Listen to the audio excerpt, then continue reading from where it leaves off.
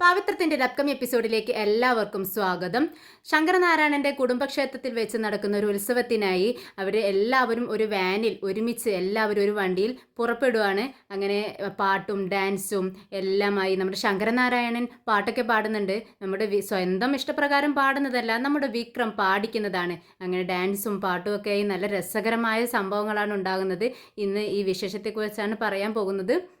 അങ്ങനെ രാവിലെ തന്നെ വിക്രമും വേദിയുടെ വീട്ടിൽ നിന്നും വിക്രമിൻ്റെ വീട്ടിലേക്ക് അവരുടെ സാധനങ്ങൾ ഡ്രസ്സുകൾ എടുക്കെ പാക്ക് ചെയ്യാൻ വേണ്ടി പോവുകയാണ്. എന്നാൽ ബാക്കിയുള്ളവരെല്ലാം ഒരു 9 മണിയാവുമ്പോഴേക്കും വീട്ടിൽ നിന്നും ഇറങ്ങണം എന്ന് ശങ്കരനാരായണൻ പറഞ്ഞതുകൊണ്ട് തന്നെ എല്ലാവരും 9 മണിയാവുമ്പോഴേക്കും റെഡിയായി നിൽക്കുകയാണ്. എന്നാൽ വിക്രമിനെയും വേദയും മാത്രം കാണുന്നില്ല. ശങ്കരനാരായണന് ദേഷ്യം വരുന്നുണ്ട്. എടി പത്മം എന്ന് വിളിക്കുകയാണ്. പത്മം, നീ പറഞ്ഞതല്ലേ അവരോട് 9 മണിക്ക് ഇവിടെ എത്തണമെന്ന്. 9 മണിമെന്ന് പറഞ്ഞാൽ ഒരു 15 മിനിറ്റെങ്കിലും നേരത്തെ അവർക്ക് വന്നൂടെ? ഇത് ഇത്രയും സമയം വിലപിടിച്ച എൻ്റെ സമയമാണ് പോകുന്നത്. ഞാൻ എത്ര നേരമായി അവരെ കാത്തുകെട്ടി കിടക്കുന്നത്. അവർ നമ്മളെ മനഃപൂർവ്വം കഷ്ടപ്പെടുത്തുന്നതാണ് എന്ന് പറയുകയാണ്. ഇത് കേട്ടതും പത്മം പറയുന്നുണ്ട്, അങ്ങനെയൊന്നും പറയരുത്, അവരിപ്പോൾ വരും, ഞാൻ വിളിച്ചിട്ടുണ്ടായിരുന്നു, അവർ പോന്നു എന്നാണ് എന്നോട് പറഞ്ഞത്, ഇപ്പോഴിങ്ങോട്ടേക്ക് എത്തും എന്ന് പറയാണ്. അങ്ങനെ അവരുടെ കുടുംബത്തിലുള്ള അത്യാവശ്യം ആൾക്കാരെല്ലാവരും ഡ്രസ്സൊക്കെ ചേഞ്ച് ചെയ്ത് റെഡിയായി വണ്ടിയിൽ കയറാനുള്ള തയ്യാറെടുപ്പോടു കൂടി തന്നെ അവിടെ എത്തിയിരിക്കുകയാണ്. അങ്ങനെ ശങ്കരനാരായണൻ വണ്ടിയുടെ ഡ്രൈവറെ വിളിപ്പിക്കുന്നുണ്ട്. എന്നിട്ട് അദ്ദേഹത്തോട് പറയുന്നുണ്ട്, അതെ, പോകുന്ന സമയം നിങ്ങൾ മൊബൈൽ ഫോൺ യൂസ് ചെയ്യാൻ പാടില്ല. അതുപോലെ തന്നെ വണ്ടിയിൽ പാട്ടോ വീഡിയോസോ ഒന്നും തന്നെ പ്ലേ ചെയ്യാൻ പാടില്ല. ഇത് കേട്ടതും ഡ്രൈവറെല്ലാം ഞെട്ടുന്നത്. നമ്മുടെ ദീപ്തിയാണ് ആകെ അന്താളിച്ച് നിൽക്കുന്നത്. വർഷ, ഇവരൊക്കെ എന്താ അച്ഛൻ ഈ പറയുന്നത് എന്നുള്ള ചിന്തയിൽ നിൽക്കുകയാണ്. എന്നാൽ പത്മത്തിന് വലിയ മാറ്റമൊന്നുമില്ല. പത്മത്തിനറിയാം ശങ്കരനാരായണൻ എവിടെ പോവുകയാണെങ്കിലും ഭയങ്കര കർശന നിർദ്ദേശങ്ങളാണ് കൊടുക്കുന്നത്. അച്ഛാ, പ്ലീസ് അച്ഛാ, പാട്ട് വെച്ചോട്ടെ എന്ന് പറയാണ്. അങ്ങനെ ശങ്കരനാരായണൻ പറയുന്നുണ്ട്, പാട്ട് വെക്കണം എന്നുണ്ടെങ്കിൽ നിന്റെ മൊബൈലിൽ ഹെഡ്സെറ്റ് ഉപയോഗിച്ച് നിനക്ക് കേൾക്കാം, അല്ലാതെ മറ്റുള്ളവരെ ബുദ്ധിമുട്ടിക്കാൻ വേണ്ടി ഒന്നും ചെയ്യാൻ പാടില്ല. ഡ്രൈവറുടെ ശ്രദ്ധ നഷ്ടപ്പെടും. ഇത് കേട്ടതും ദീപ്തിക്ക് ഒരുപാട് വിഷമമാവുന്നുണ്ട്. അങ്ങനെ ശങ്കരനാരായണൻ പറയുന്നുണ്ട്, തൻ്റെ നിർദ്ദേശങ്ങൾ പാലിക്കാൻ പറ്റുന്നവർ മാത്രം വണ്ടിയിൽ കയറിയാൽ മതി, തന്നോടൊപ്പം വന്നാൽ മതി എന്ന് പറയാണ്. അങ്ങനെ ശങ്കരനാരായണൻ പറയുന്ന കാര്യങ്ങളെല്ലാം അംഗീകരിച്ചുകൊണ്ട് എല്ലാവരും പുറത്തേക്ക് ഇറങ്ങുവാണ്. എന്നാൽ ഇതുവരെയും നമ്മുടെ വിക്രമിനെയും വേദയും കാണുന്നില്ല. കുറച്ചു നേരം കൂടി വെയിറ്റ് ചെയ്യാണ് ശങ്കരനാരായണൻ. എന്നിട്ടും അവരെ കാണാത്തത് കൊണ്ട് ശ്രീയോട് പറയുന്നുണ്ട്, ശ്രീ വാതിൽ പൂട്ടിക്കോ, ഡോറെല്ലാം പൂട്ടി ഇറങ്ങിക്കോ, അവർ എത്തിയില്ലെങ്കിൽ വേണ്ട, നമുക്കങ്ങ് പോയേക്കാം, അവർ വന്നോളും എന്ന് പറയാണ്. എന്നാൽ പത്മത്തിന് ഒരുപാട് വിഷമമാവുന്നുണ്ട്. പെട്ടെന്ന് നമ്മൾ വിക്രമും വേദിയും ബൈക്കിൽ വരുന്നത് കാണുന്നത് എല്ലാവർക്കും സന്തോഷമാവുന്നുണ്ട്. അമ്മേ, പോവാറായില്ലേ, എല്ലാവരും വണ്ടിയിൽ കയറാനായില്ലേ, ഞങ്ങൾ നേരം വൈകിയോ എന്നൊക്കെ ചോദിക്കുന്നുണ്ട് വേദ. ഉടനെ തന്നെ ശങ്കരനാരായണൻ ദേഷ്യത്തോടെ പറയുന്നുണ്ട്, ഇത്രയും നേരം നിങ്ങൾ എവിടെയായിരുന്നു? നിങ്ങളോട് കറക്റ്റ് ടൈമിന് ഞാൻ ഇവിടെ എത്തണമെന്ന് പറഞ്ഞതല്ലേ, എന്നിട്ട് 15 മിനിറ്റ് നേരത്തെ വരാതെ ഇത്രയും സമയം നേരം വൈകിയാണോ നിങ്ങൾ ഇങ്ങോട്ടേക്ക് പോകുന്നതെന്ന് ചോദിക്കുകയാണ്. ഉടനെ വേദ പറയുന്നുണ്ട്, അച്ഛാ, സ്കൂൾ ടൈം, കോളേജ് ടൈം, വർക്കേഴ്സിൻ്റെ ടൈം, ഇതൊക്കെയാണ് ഈ നേരം 9 മണി എന്ന് പറയുമ്പോൾ. ഈ ടൈമിൽ റോഡ് വളരെ ബ്ലോക്കാണ്. ബ്ലോക്കിൽപ്പെട്ട് ഞങ്ങളാകെ കഷ്ടപ്പെട്ടാണ് ഈ സമയത്തെങ്കിലും ഇങ്ങോട്ടേക്ക് എത്തിയതെന്ന് പറയുന്നുണ്ട്. അങ്ങനെ എല്ലാവരും വണ്ടിയിലേക്ക് കയറാൻ നേരം അവരുടെ ശങ്കരനാരായണൻ്റെ ജ്യേഷ്ഠൻ്റെ ഭാര്യ പറയുന്നുണ്ട്, ശങ്കര, വണ്ടിയിലേക്ക് കയറുന്നതിന് മുൻപ് വേറൊരു ചടങ്ങുണ്ട്, അതെന്താ എന്ന് ചോദിക്കുകയാണ് ശങ്കരനാരായണൻ. അല്ല, എന്താണ്, വേദയുടെ കൈ അവളുടെ അമ്മയും പിടിച്ച് വണ്ടിയിലേക്ക് കയറ്റണം, ചെറുക്കൻ്റെ കൈ പിടിച്ച് പെൺകുട്ടിയുടെ അച്ഛനും വണ്ടിയിലേക്ക് കയറണം, ഇങ്ങനെയൊരു ചടങ്ങുണ്ടെന്ന് പറയുകയാണ്. യഥാർത്ഥത്തിൽ ഇങ്ങനെയൊരു ചടങ്ങില്ല. നമ്മുടെ പത്മവും മുത്തശ്ശിയും ചേർന്ന് ഗൂഢാലോചന നടത്തിക്കൊണ്ട് ഇവരുമായി ചട്ടം കെട്ടി തീരുമാനിക്കുന്ന ഒരു കാര്യമാണിത്. ഇത് മറ്റാരും അറിയുന്നില്ല, ഇവർ 3 പേരും മാത്രമേ അറിയുന്നുള്ളൂ. അങ്ങനെ അവരുടെ വാക്ക്, വയസ്സിന് മൂത്ത ആളാണല്ലോ, അവരുടെ വാക്ക് നിഷേധിക്കാൻ കഴിയാത്തത് കൊണ്ട് തന്നെ മടിച്ചാണെങ്കിലും വിക്രമിൻ്റെ കയ്യിൽ പിടിച്ച് നമ്മുടെ ശങ്കരനാരായണൻ ആദ്യമായി വാഹനത്തിലേക്ക് കയറുകയാണ്. ഈ ഒരു സീൻ കണ്ട് വേദയ്ക്കും എല്ലാവർക്കും നമ്മുടെ വിക്രമിന് പോലും ഒരുപാട് സന്തോഷമാവുകയാണ്.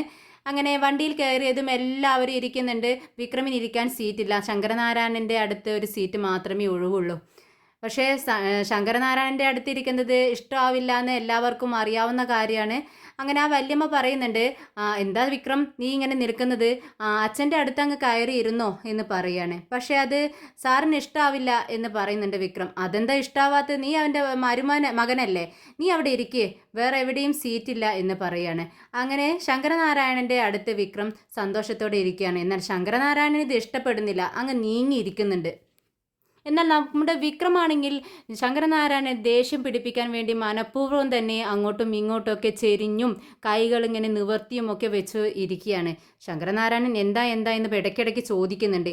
ഒന്നുമില്ല സാർ, ഒന്നുമില്ല സാർ എന്നിങ്ങനെ ഇടയ്ക്ക് നമ്മുടെ വിക്രമും പറയുന്നുണ്ട്.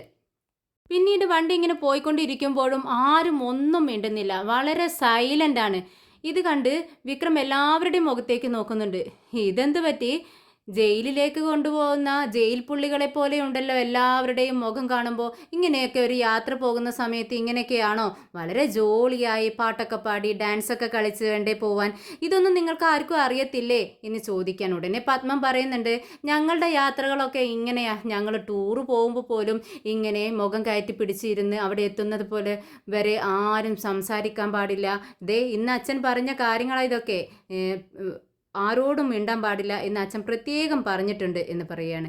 ഇത് കേട്ടിട്ട് വളരെ അത്ഭുതത്തോടെ നമ്മുടെ ശങ്കരനാരായണൻ്റെ മുഖത്തേക്ക് നോക്കുകയാണ് വിക്രം. ഉടനെ തന്നെ ഡ്രൈവറോട് വിളിച്ച് വിക്രം പറയുന്നുണ്ട്, ഡ്രൈവർ ആ പാട്ടൊന്ന് ഓൺ ചെയ്യടോ. ഇത് കേട്ടതും ഡ്രൈവർ പറയുന്നുണ്ട്, അതെ, പാട്ടും ഡാൻസും അതേപോലെ TV വീഡിയോസും ഒന്നും ഓൺ ചെയ്യാൻ പാടില്ലെന്ന് നമ്മുടെ സാറ് പറഞ്ഞിട്ടുണ്ട്. അങ്ങനെയും നമ്മുടെ സാറ് പറഞ്ഞിട്ടുണ്ടോ, ശരി ശരി, എല്ലാം നടക്കട്ടെ നടക്കട്ടെ എന്ന് പറഞ്ഞ് തല കുലുക്കി ഇരിക്കുകയാണ് വിക്രം. എങ്കിൽ ശരി, പാട്ടും ഡാൻസും ഒക്കെ പ്ലേ ചെയ്യാൻ വാഹനത്തിൽ പ്ലേ ചെയ്യാനല്ലേ പാടില്ലായുള്ളൂ, സാറിൻ്റെ വിലക്കുള്ളൂ. നമുക്കൊക്കെ വായുണ്ടല്ലോ, വായ് കൊണ്ട് പാട്ട് പാടാലോ, നമുക്ക് തന്നെ ഡാൻസ് ചെയ്യാലോ എന്നൊക്കെ വിക്രം പറയുകയാണ്. അതൊന്നും പറ്റത്തില്ല എന്നിങ്ങനെ പറയുന്നുണ്ട് നമ്മുടെ ശങ്കരനാരായണൻ. എന്നാൽ വിക്രം പറയുന്നുണ്ട്, ഞാൻ ഈ പറയുന്നതിനോട് അനുകൂലിക്കുന്നവരെല്ലാം കൈ പൊക്കുക എന്ന് പറയുകയാണ്. അങ്ങനെ ശങ്കരനാരായണനും ശ്രീയും ഒഴികെ ബാക്കിയുള്ളവരെല്ലാം പാട്ടു പാടണം, ഡാൻസ് ചെയ്യണം എന്ന് വിക്രം പറഞ്ഞതിനോട് അനുകൂലിച്ച് കൈപ്പൊക്കി കാണിക്കുകയാണ്. അങ്ങനെ എല്ലാവരും പാട്ട് അണ്ടാക്ഷരി പോലെ പാട്ട് പാടുന്നുണ്ട്. ഒരാളൊരു പാട്ട് പാടും, അതിൻ്റെ ബാക്കി ലെറ്റർ വെച്ച് മറ്റാൾ മറ്റു പാട്ട് പാടും. അങ്ങനെ കളിച്ചുകൊണ്ടിരിക്കുകയാണ്. ഗെയിം ഇങ്ങനെ നടന്നുകൊണ്ടിരിക്കുന്ന സമയത്ത് ഒരു ലെറ്റർ വെച്ച് പാട്ട് കിട്ടുന്നില്ല, ആർക്കും തന്നെ കിട്ടുന്നില്ല. 2 ടീമുകളായിട്ടാണ് കളിക്കുന്നത്. ആണുങ്ങൾ ഒരു ടീമും പെൺകുട്ടികൾ ഒരു ടീമും എന്നുള്ള നിയമത്തിലാണ് കളിക്കുന്നത്. പെട്ടെന്നാണ് പാട്ട് കിട്ടാത്ത സമയത്ത് നമ്മുടെ ശങ്കരനാരായണൻ ആ ലെറ്റർ വെച്ചുകൊണ്ട് ഒരു പാട്ട് പാടുന്നത്. ഈ പാട്ട് കേട്ട്, ശങ്കരനാരായണൻ്റെ പാട്ട് കേട്ട് എല്ലാവരും അത്ഭുതത്തോടെ ഇരിക്കുക കേട്ടോ. എല്ലാവർക്കും വളരെ സന്തോഷമാവുന്നുണ്ട്. പിന്നീട് ഇതിലൊന്നും പങ്കെടുക്കാതെ ഇരുന്ന നമ്മുടെ ശ്രീ പാട്ട് പാടുന്നുണ്ട്. എല്ലാവരും വളരെ സന്തോഷത്തോടെ ആടിയും പാടിയും വേദം നിന്ന് ഡാൻസ് കളിക്കുന്നുണ്ട്. അതിനിടയിൽ നമ്മുടെ ദീപ്തി പറയുന്നുണ്ട്, കൊള്ളാം, രണ്ടുപേരും അതിനിടയിൽ റൊമാൻസൊക്കെ നടക്കുന്ന, രണ്ടുപേരുടെയും റൊമാൻസൊക്കെ ഞാൻ കാണുന്നുണ്ട് കേട്ടോ, കാണുന്നില്ലെന്നും വിചാരിക്കേണ്ട എന്നൊക്കെ പറഞ്ഞ് നമ്മുടെ വേദയും വിക്രമിനെയും അതിനിടയിൽ കളിയാക്കുന്നൊക്കെ ഉണ്ട്. പെട്ടെന്നാണ് ദീപ്തി വേദയെ വിളിച്ചുകൊണ്ട് പറയുന്നത്, വേദേച്ചി എനിക്ക് വിശക്കുന്നു എന്ന് പറയാണ്. വേദ അമ്മയോട് ചോദിക്കുന്നുണ്ട്, അമ്മേ ദീപ്തി മോൾക്ക് വിശക്കുന്നു എന്ന് പറയുന്നു, എന്തെങ്കിലും കരുതിയിട്ടുണ്ടോ, കയ്യിൽ വെച്ചിട്ടുണ്ടോ എന്ന് ചോദിക്കുകയാണ്. ഉടനെ പത്മം പറയുന്നുണ്ട്, എങ്ങനെ എടുക്കാനാ മോളെ, തിരക്കിലൊന്നും എടുക്കാൻ പറ്റിയില്ല, എന്തെങ്കിലും എടുക്കട്ടെ എന്ന് പറഞ്ഞപ്പോൾ നിന്റെ അച്ഛൻ സമ്മതിച്ചതുമില്ല എന്ന് പറയാണ്. ഉടനെ തന്നെ വേദ ഒരു മെസ്സേജ് അയക്കുകയാണ് നമ്മുടെ വിക്രമിന്, വിശക്കുന്നു, മോൾക്ക് വിശക്കുന്നുണ്ട്, എവിടെയെങ്കിലും ഇറങ്ങി, എല്ലാവർക്കും വിശപ്പുണ്ടാവുകയും നമുക്ക് ഇറങ്ങി കഴിക്കാം എന്ന് പറയാണ്. എന്നാൽ ഈ കാര്യം നമ്മുടെ ശങ്കരനാരായണനോട് പറയാൻ എല്ലാവർക്കും പേടിയാണ്. വിക്രം പറയുന്നുണ്ട്, ആർക്കൊക്കെ വിശക്കുന്നുണ്ട്, എനിക്ക് നന്നായി വിശക്കുന്നുണ്ട്, വിശക്കുന്നവരൊക്കെ കൈ പൊക്കുക എന്ന് പറയുമ്പോൾ എല്ലാവരും കൈ പൊക്കുന്നുണ്ട്. ഉടനെ ശങ്കരനാരായണൻ പറയുന്നുണ്ട്, അതൊന്നും പറ്റത്തില്ല, കുറച്ച് ദൂരം കഴിയട്ടെ, 1-2 മണിക്കൂർ കഴിഞ്ഞിട്ട് മതി ഭക്ഷണം കഴിക്കാൻ നിർത്തുക, ഇല്ലെങ്കിൽ നമ്മുടെ ടൈമെല്ലാം വേസ്റ്റായി പോകും. ഇത് കേട്ടതും വല്യമ്മ പറയുന്നുണ്ട്, അതെ ശങ്കര പറ്റത്തില്ല, എനിക്ക് ഷുഗർ ഉള്ളതാണ്, ടൈമിന് ഭക്ഷണം കഴിച്ചില്ലെങ്കിൽ എനിക്ക് ക്ഷീണം വരും, പെട്ടെന്ന് എവിടെയെങ്കിലും വണ്ടി സൈഡാക്കി ഹോട്ടലുള്ള സ്ഥലത്ത് നിർത്താൻ പറ എന്ന് പറയുന്നുണ്ട്. വല്യമ്മേ, എനിക്കും ഭയങ്കര വിശപ്പ് സഹിക്കാൻ പറ്റുന്നില്ല. ഒരു അരമണിക്കൂർ കഴിയുമ്പോഴേക്കും ഒരു ഹോട്ടൽ കാണും, അവിടെ സൈഡാക്ക് എന്ന് പറയാണ്. ഇത് കേട്ടിട്ട് ശങ്കരനാരായണൻ പറയുന്നുണ്ട്, അതിലൊന്നും ഭക്ഷണം കഴിക്കാൻ എന്നെ കിട്ടത്തില്ല. ഹൈജീനിക് ആയിട്ടുള്ള വലിയ ഹോട്ടലുകളുണ്ടായിരിക്കും, ഞാൻ അവിടെ കയറി മാത്രമേ ഭക്ഷണം കഴിക്കത്തുള്ളൂ എന്ന് പറയാണ്. ഇത് കേട്ടിട്ട് നമ്മുടെ വിക്രം പറയുന്നുണ്ട്, ഇതും നല്ല ഹോട്ടൽ തന്നെയാ, അത്ര വലിയ ഹോട്ടലൊന്നും അല്ലാന്നേ ഉള്ളൂ, പക്ഷെ ഹൈജീനിക്ക് തന്നെയാ. വലിയ വലിയ ഹോട്ടലിൽ കയറുമ്പോൾ അവിടെ വിഷമുള്ള ഭക്ഷണങ്ങളാണ് തരിക, ഇത് നല്ല ഭക്ഷണം തരും എന്നുള്ളൊരു വ്യത്യാസം മാത്രമേ ഉള്ളൂ. അത്തരം ഹോട്ടലിലേക്കൊന്നും ഞാൻ വരത്തില്ല, ഞാൻ ഈ വണ്ടിയിൽ നിന്നും ഇറങ്ങത്തില്ല എന്ന് പറഞ്ഞ് വാശി പിടിക്കുകയാണ് ശങ്കരനാരായണൻ. അപ്പോൾ വിക്രം പറയുന്നുണ്ട്, അതിന് സാറിനോട് ആരാ ഇറങ്ങാൻ പറഞ്ഞത്? ഭക്ഷണം കഴിക്കാനും ഞങ്ങൾ ആവശ്യപ്പെട്ടില്ല, ഞങ്ങൾക്ക് വിശക്കുന്നു, ഞങ്ങൾ ഭക്ഷണം കഴിക്കുന്നു എന്ന് മാത്രമേ ഞങ്ങൾ പറയുന്നുള്ളൂ എന്ന് പറയാണ്. അങ്ങനെ ഹോട്ടൽ കണ്ടതും വിക്രം വിളിച്ച് പറയുന്നുണ്ട് ഡ്രൈവറോട്, അതാ ആ ഹോട്ടലാണ്, അവിടെ നിർത്ത് എന്ന് പറയുമ്പോൾ അങ്ങോട്ടേക്ക് സൈഡാക്കുകയാണ് വണ്ടി. എല്ലാവരും വണ്ടിയിൽ നിന്നും ഇറങ്ങുന്നുണ്ട്. ഹോട്ടൽ എന്ന് പറഞ്ഞ് വിക്രം നിർത്തിയ സ്ഥലത്ത് ഹോട്ടൽ കണ്ടിട്ട് എല്ലാവരും ഞെട്ടി നോക്കുവാണ്. അത് ഹോട്ടൽ എന്ന് പറഞ്ഞ സ്ഥലത്ത് ഓല മേഞ്ഞ ഒരു കുടിലാണ് കാണുന്നത്. ദീപ്തി ചോദിക്കുന്നുണ്ട്, ചേട്ടാ ഹോട്ടൽ എന്ന് പറഞ്ഞിട്ട് ഇവിടെ എവിടെയും ഹോട്ടൽ കാണുന്നില്ലല്ലോ. എല്ലാവരും പരസ്പരം, എങ്ങനെ നമ്മൾ ഇവിടെ ഇരുന്നൊരു ഭക്ഷണം കഴിക്കും, ഇതാണോ ഹോട്ടൽ എന്നൊക്കെ ചോദിക്കുന്നുണ്ട്.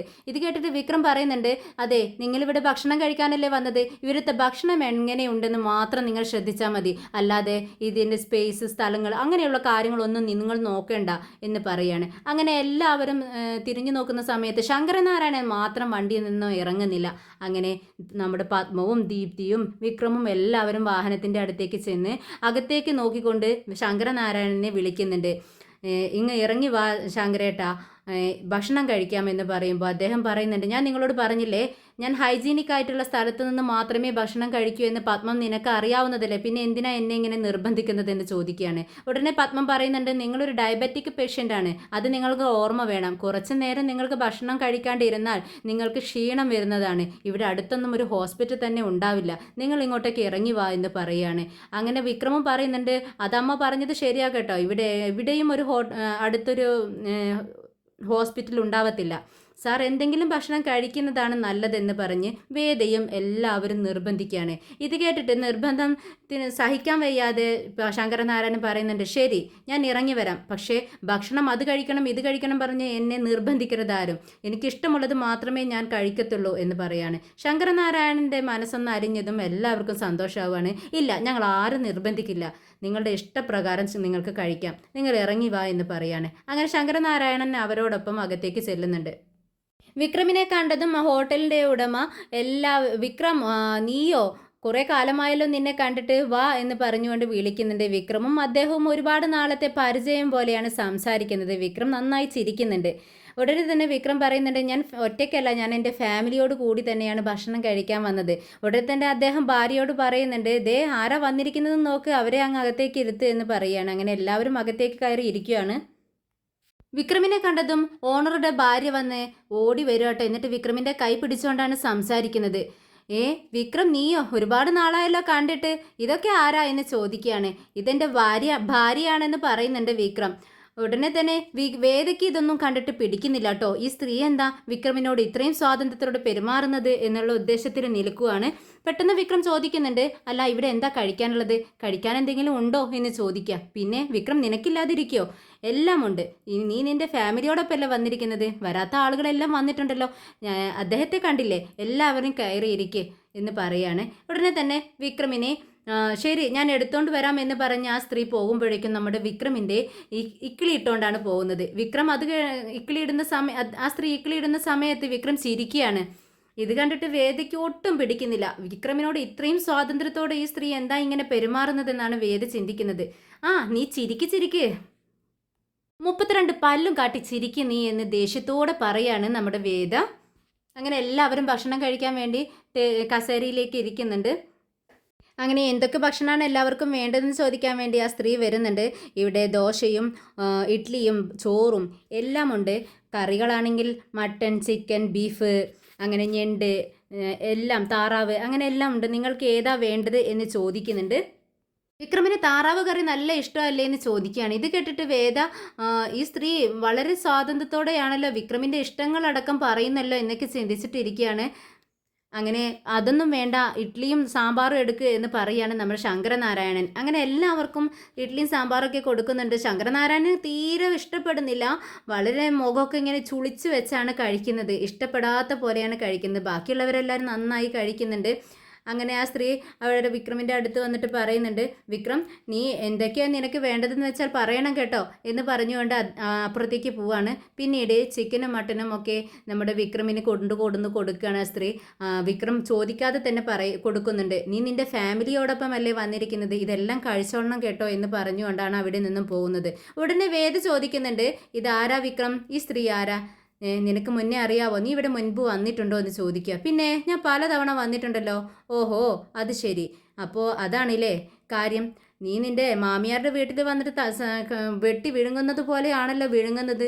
ഇപ്പോൾ എനിക്ക് കാര്യങ്ങളൊക്കെ പിടുത്തം കിട്ടി കേട്ടോ. നീ അങ്ങ് പുറത്തേക്ക് വാ, നിനക്ക് ഞാൻ വെച്ചിട്ടുണ്ട് എന്ന് പറയുന്നുണ്ട് വേദ.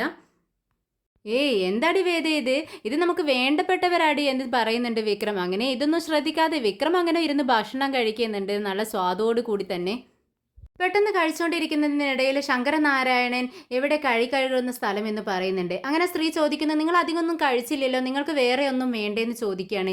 വേണ്ട, എനിക്ക് വേണ്ട, നിങ്ങൾ കഴുകുന്ന സ്ഥലം മാത്രം കാണിച്ചു തന്നാൽ മതി, അപ്പുറത്തുണ്ട് സാർ എന്ന് പറയുകയാണ്. അങ്ങനെ ശങ്കരനാരായണൻ എഴുന്നേറ്റ് പോവാണ്. എല്ലാവരും സാർ എന്താ കഴിക്കാതിരുന്നത് എന്നുള്ള ചിന്തയിലാണ്.